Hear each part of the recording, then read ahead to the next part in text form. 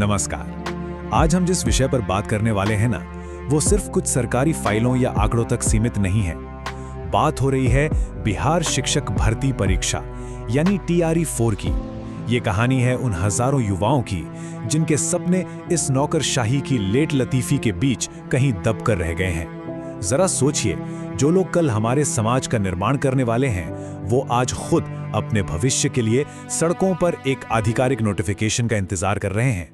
तो चलिए इस पूरी स्थिति की तह तक जाते हैं और समझते हैं कि आखिर हो क्या रहा है। तैयारी करने के लिए कई परिवारों ने अपनी जमीनें तक गिरवी रख दी हैं। कई छात्र सालों से अपने घरों और परिवारों से दूर एक छोटे से किराए के कमरे में बस इसी उम्मीद में जी रहे हैं कि शायद कल नोटिफिकेशन आ जाए। और सबसे दिल तोड़ने वाली बात क्या है, इस अंतहीन इंतजार में एक एक दिन बीतने के साथ इन युवाओं की उम्र सीमा खत्म हो रही है। एक सरकारी नौकरी की आस में ये अपना सब कुछ दांव पर लगा चुके हैं, लेकिन बदले में मिल क्या रहा है? सिर्फ और सिर्फ एक लंबी खामोशी। ये मानसिक और भावनात्मक तनाव सच में अकल्पनीय है। भाग 1, इंतजार की कीमत। तो चलिए इसमें गहराई से उतरते हैं और देखते हैं कि इस देरी का असली असर कितना बड़ा है। 46,595 ये सिर्फ एक गणित का नंबर नहीं है, ये बिहार में अटकी हुई शिक्षक रिक्तियों की कुल संख्या है। मतलब करीब 46,000 से ज्यादा जिंदगी। हर एक नंबर के पीछे एक युवा की कहानी है, एक परिवार की उम्मीद है और एक ठहरा हुआ भविष्य है। ये आंकड़ा हमें साफ साफ बताता है कि कितने हजारों लोगों की जिंदगी इस वक्त एकदम रुकी हुई है। वो सिर्फ एक मौके की तलाश में है ताकि वो अपनी शिक्षा का सही उपयोग कर सके और रोजगार पा सके। अब इस नई भर्ती में कुछ बड़े प्रशासनिक बदलाव भी हुए हैं। पहली बार कल्याण विभागों में शिक्षकों और हेडमास्टर पदों के लिए डोमिसाइल नीति लागू की जा रही है, जो कि अपने आप में एक बड़ा कदम है। इसके अलावा जो संभावित परीक्षा की तारीखें बताई गई हैं, वो हैं 22 से 27 सितंबर 2026। लेकिन, और यहाँ एक बहुत बड़ा लेकिन है, जब तक कोई आधिकारिक नोटिफिकेशन नहीं आता, तब तक ये तारीखें सिर्फ एक अनुमान है।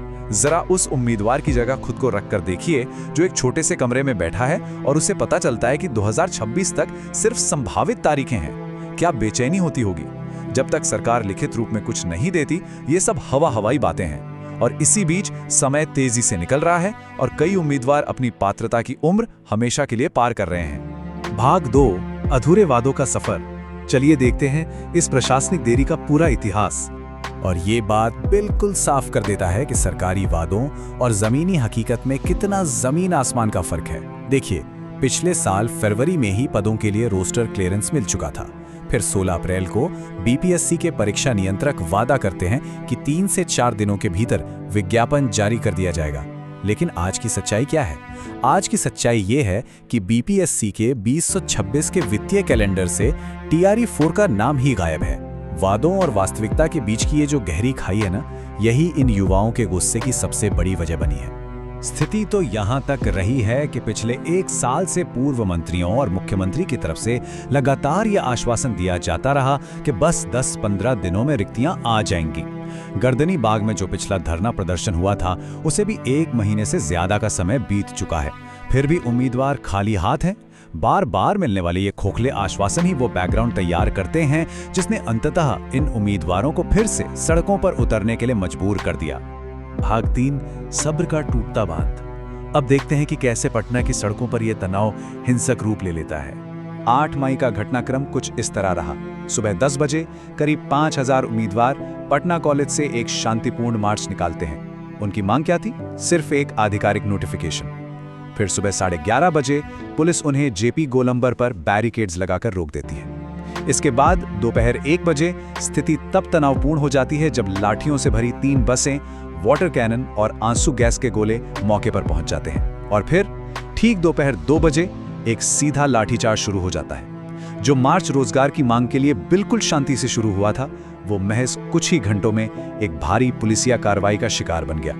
पुलिस की इस कार्रवाई के जो दृश्य सामने आए, वो सच में बेहद विचलित करने वाले थे। रिपोर्टों के मुताबिक भीड़ को हटाने के लिए पुलिस ने बिना वाटर कैनन या आंसू गैस का इस्तेमाल किए सीधा लाठियां बरसानी शुरू कर दी। उम्मीदवारों को सड़कों पर दौड़ा दौड़ा कर पीटा गया। इस अफरा तफरी के बीच एक महिला उम्मीदवार के कुचले जाने की खबर आई और सड़क पर बिखरी हुई चप्पलें उस दहशत की गवाही दे रही थीं। खून से लथपथ और लाठियों की मार खाए कई उम्मीदवारों ने तो बारिश के बीच सड़क पर अपने आधे कपड़े उतारकर विरोध प्रदर्शन शुरू कर दिया। ये सिर्फ शारीरिक चोट नहीं थी, बल्कि एक पूरी पीढ़ी के आत्मसम्मान पर, उनके संघर्षों पर बहुत गहरी चोट थी। भाग 4, आचरण बनाम अस्तित्व। यहां से हम सरकार की प्रतिक्रिया और इस वैचारिक टकराव को समझेंगे।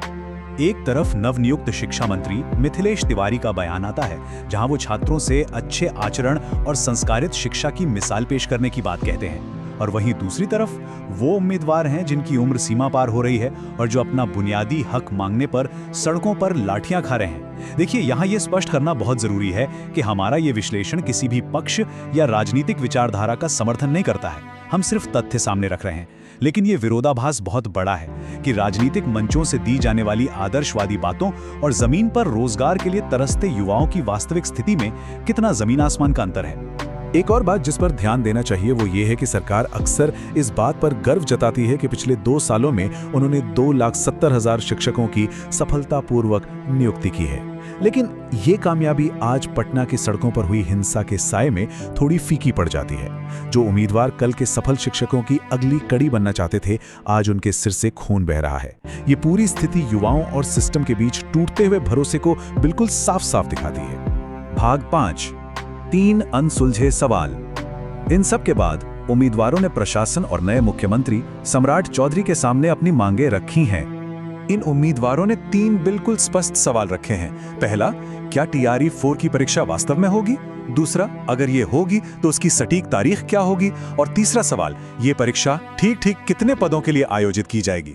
देखिए, जब तक इन 3 सवालों के लिखित और आधिकारिक जवाब नहीं मिल जाते, तब तक इन उम्मीदवारों का संघर्ष और उनका मानसिक तनाव ऐसे ही बना रहेगा। मौखिक बातों और आश्वासनों का अब उनके लिए कोई मतलब नहीं रह गया है। और अंत में ये पूरी स्थिति हमें बहुत कुछ सोचने पर मजबूर कर देती है। क्या कोई भी सिस्टम या समाज एक सुरक्षित भविष्य का निर्माण कर सकता है जब कल के शिक्षकों का स्वागत अफसरों के बजाय लाठियों से किया जाए? ये मुद्दा सिर्फ बिहार के TRE 4 उम्मीदवारों का नहीं, ये हमारे पूरे सिस्टम की प्राथमिकताओं पर एक बहुत बड़ा सवालिया निशान लगाता है। एक ऐसा सवाल जिसका जवाब हम सबको मिलकर सोचना होगा। आज के इस विश्लेषण में हमारे साथ जुड़ने के लिए बहुत बहुत धन्यवाद। ऐसी ही जानकारीपूर्ण चर्चाओं के लिए जुड़े रहें।